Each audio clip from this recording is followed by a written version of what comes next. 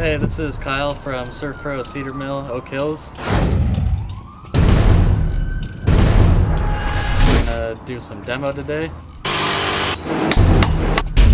What happened was the dishwasher line failed. It got all on the floor, into the drywall.